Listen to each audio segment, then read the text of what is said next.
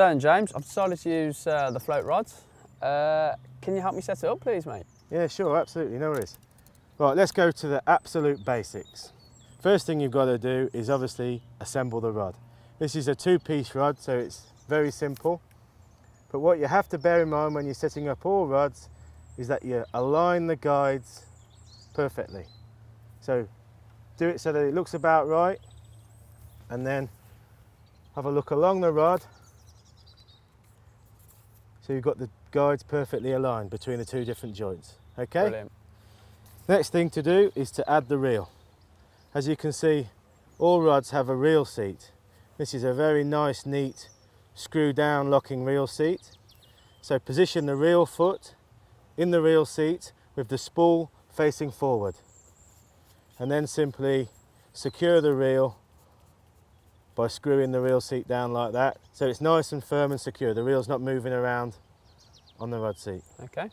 Next thing to do is actually thread the line. Now I like to open the bail arm and take the line, so by opening the bail arm the line will come off the spool. I see some people use the drag with the bail arm engaged, but that will encourage the line to twist terribly, so I don't like to do that. So I'll open the bail arm, I'll place the rod butt on the ground, and I'll start to thread the rod rings carefully, always ensuring that the line goes through the centre of the guide, not behind it, and it goes without saying that you don't want to miss any guides out completely. I like to do it this way, so I'm not putting any stress on the rod at all. You see some people sitting on their box and then pulling the rod towards them and stretching to get the line through the rings. You're going to run the risk of actually snapping the rod. So there we go, nice and simple. Perfect. So the rod and reel is now ready to go. All we need to do is attach the terminal tackle and we're fishing. Brilliant. Before I do that, I just want to quickly talk about the different types of reels available for coarse fishing. I've just set up a front drag reel like this one. Now Andy, you'll notice in the shops and on the market there's a multitude of different sizes available, from tiny ultralight reels right up to big 8-size fixed ball reels. For lake fishing such as this, you don't need a big reel. Something like a 30 or 35 or 40 will do the job absolutely perfectly. James, when I go into the shops, I notice there are front drag and rear drag reels. What's the difference between them? Well, it's a good question, Andy, and it's all to do with the function of the drag. Now this is a rear drag, so you can see that the drag tension is adjusted at the back. A lot of people like this because it's very easy to get at and adjust the drag whilst you're playing a fish. The other style is a front drag, so the tension is adjusted by this knob at the front. I suppose it's worth mentioning about what the drag is. The drag can be adjusted to allow the pressure that line is released from the spool, so when you're playing the fish, to slip. So the harder you have the drag setting, the harder it is for the line to pull off the reel. So you need to think about that, and we need to talk about how we'll adjust the drag to balance to the gear that we're using perfectly. But that's a front drag reel. I also notice double handles and single handles. Again, what's the difference? Good point that I totally overlooked. It's really down to personal preference. Particularly on match reels, you'll find that you can have a double handle option, like on this Mat 1 reel. Double handles are really nice for ledgering because you can set the tip on the quiver tip. When we fish later, you'll see how critical that is to do it correctly, and the reel will stay in position. A single handle can have the problem of dropping back or moving when you don't want it to. So that's an advantage of the double handle.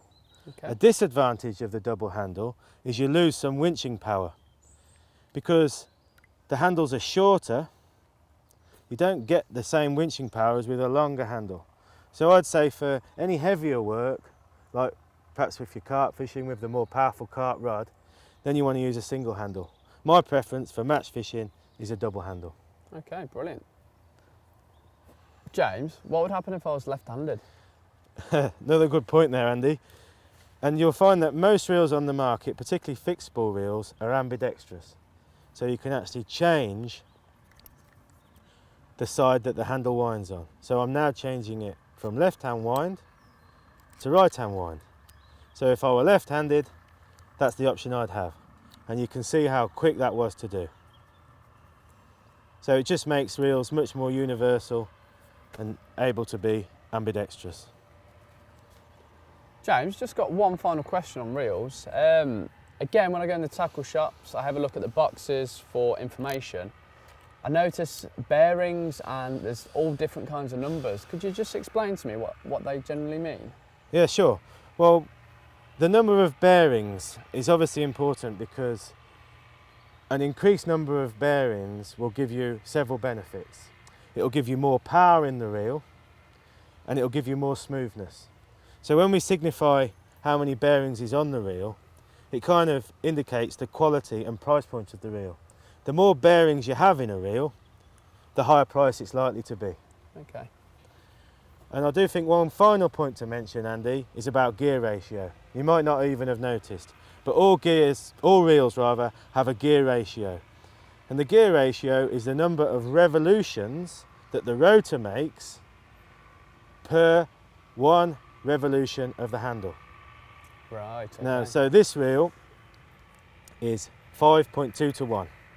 So you get 5 rotations of the rotor for 1 turn of the handle. The higher the gear ratio, the faster the reel. The lower the gear ratio, obviously, is slower reel. For more powerful reels, you want a lower gear ratio, like the gears in the car. When you want to go up a hill or pull a load, you want a lower gear. Same story with reels. Oh, brilliant. Thanks for that, James.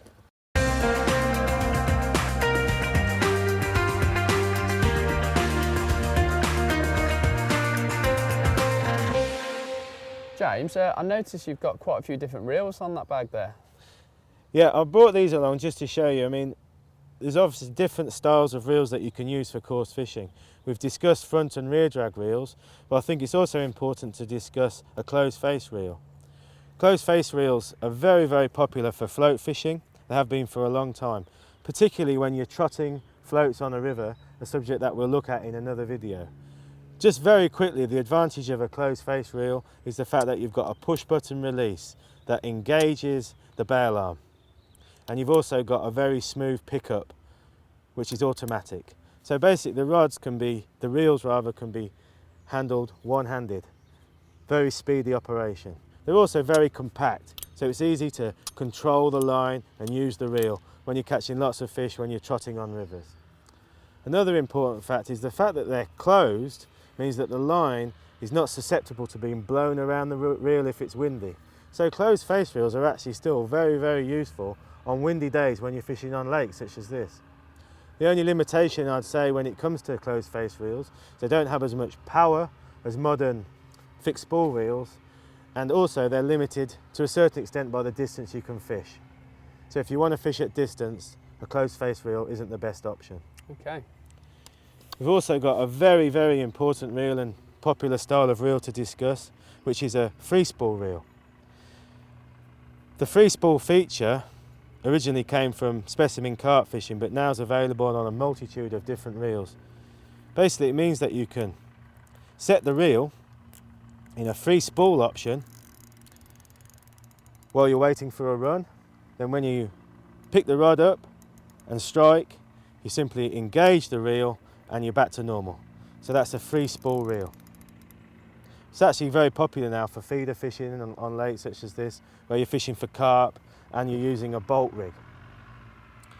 Then finally, we've got a very, very specialised piece of kit, which is a centre pin reel. You don't see too many of these around now, but they really come into their own when you're fishing on rivers, trotting big floats, but also on lakes where you're fishing close into the margins and you want to have the ultimate control on the fish when you're playing it. So that's quite a specialised piece of kit that you probably wouldn't use as a beginner, but something you might move on to at a later date. Brilliant.